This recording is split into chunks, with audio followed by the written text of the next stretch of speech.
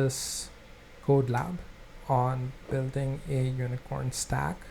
So we're going to start off by bootstrapping a Django project. To do this, first we go to our terminal. We have to initialize a virtual environment. So we do that by running python 3-m venv, and that gives us a venv folder. Now in our venv folder we can activate the virtual environment by running source venv bin activate.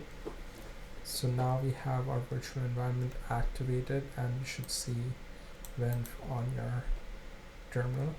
So the next step is to install Django. So we do pip install Django. One thing before we install Django, just check the Python version. This should be Python 3 or higher, and check if you have pip. So pip version, and now you can run pip install Django.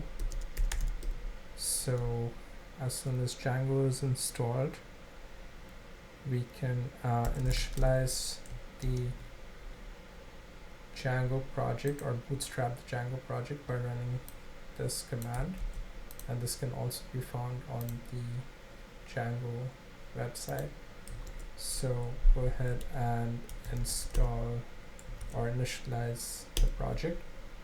So now unicorn stack is initialized inside the unicorn stack folder. Make sure that you have a git ignore which has venv on the git ignore. You could also add .ds store to git ignore if needed. Now we have unicorn stack here, so we can cd into unicorn stack, and in the unicorn stack folder we can run Django by running the manage.py. So you can run python manage.py run server. So it says the server is running, so we can start looking at the project here, and that's the Django installation. And we're going to continue with the next step.